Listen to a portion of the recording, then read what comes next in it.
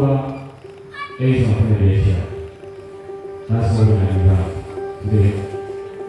Ili kitu unachouza uweze kutengeneza faida na uweze kusogea.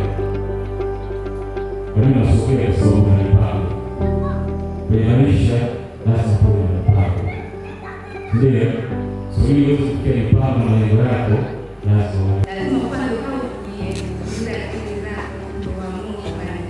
Lakini hata kama uko shuleni, unaonekana kama wewe ni mtu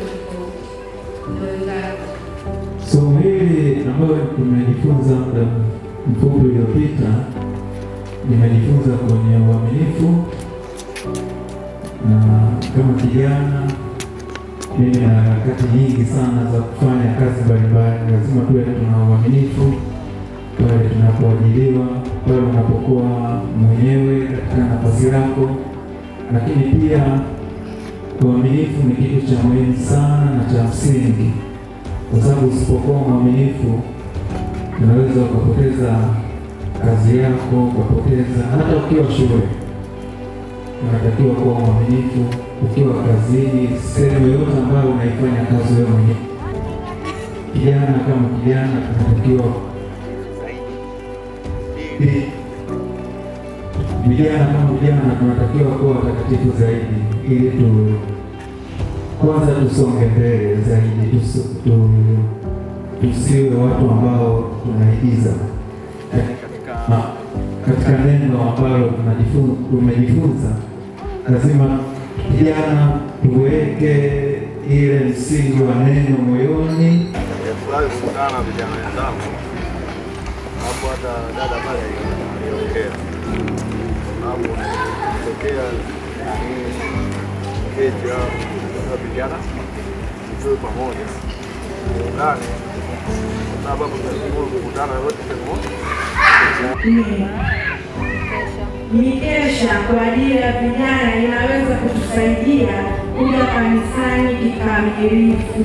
Amen. Amen. Kanisani mimi ndio ninashiriki katika huduma fulani.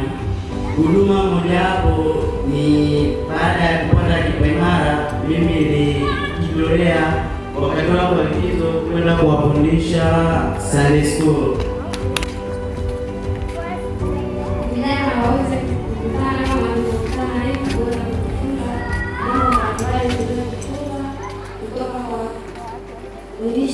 Wanaongea nini?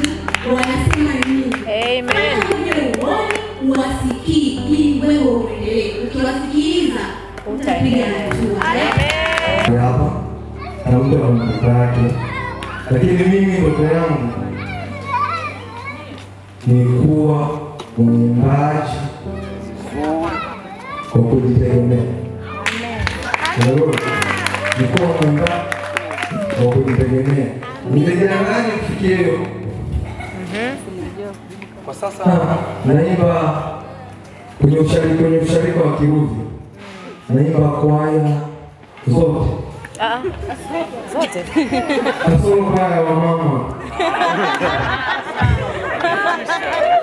Vijana ni jambo ambalo limeongelewa ndani ya wiki mbili, lakini tukio ni kubwa namna hii.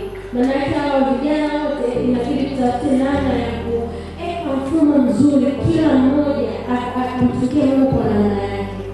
Tutengeneze umoja sisi kama vijana, kufundishana. Trust me, hakuna mahali ambapo utajifunza na kujinoa zaidi kama muda huu ukiwa vijana.